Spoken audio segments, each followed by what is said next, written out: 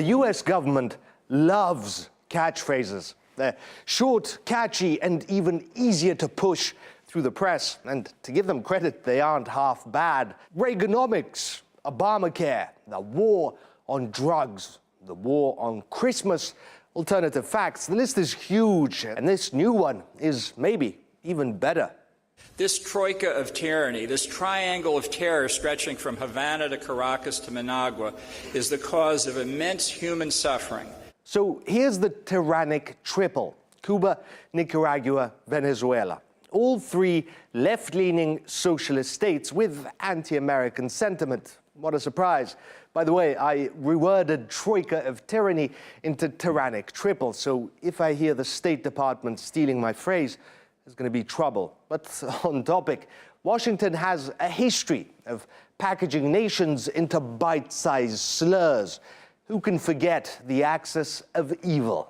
States like these and their terrorist allies constitute an axis of evil, arming to threaten the peace of the world. Back then, the bad guys were Iran, Iraq, and North Korea. And the term was so good that marketing genius John Bolton made a sequel that same year. Beyond the axis of evil, there are other rogue states intent on acquiring weapons of mass destruction, particularly biological weapons. That included Libya, Syria, and Cuba again. Congratulations, Cuba, for making it both into the axis of evil and the troika of tyranny. Lots to look forward to. More sanctions, invasion maybe.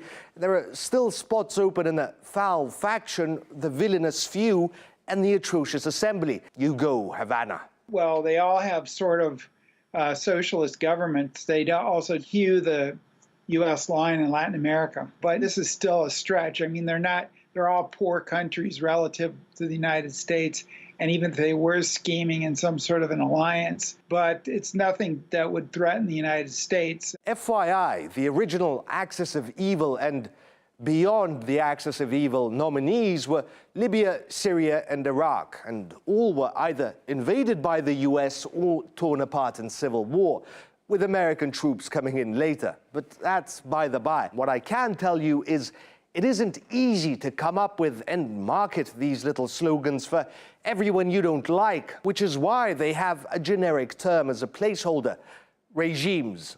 The Syrian regime, Assad and Putin regimes, Kim Jong-un and his terror regime, the regime of Nicolas Maduro, Iran's regime. So China, Russia, Iran, and others regimes, and everyone else that doesn't do as the US says. On the other hand, Saudi Arabia, Qatar, Honduras, and other family-run enterprises are governments.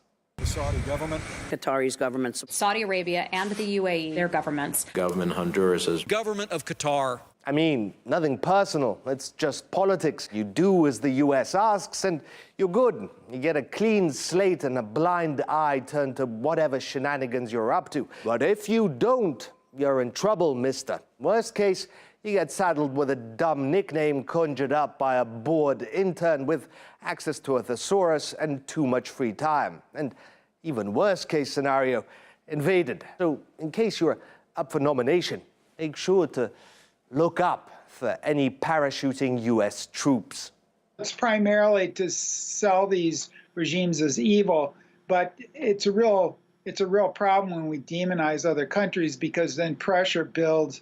Well, why aren't you doing something about it? And so, I mean, if we go down this road, you could possibly have some military action against one or more of these countries simply because the rhetoric gets inflamed when you put labels on, clever marketing labels to lump countries together. Let's just lump all the evil in the world in one slogan, and that's, again, what we're doing. I think they're taking the pattern of the George W. Bush administration and using it again.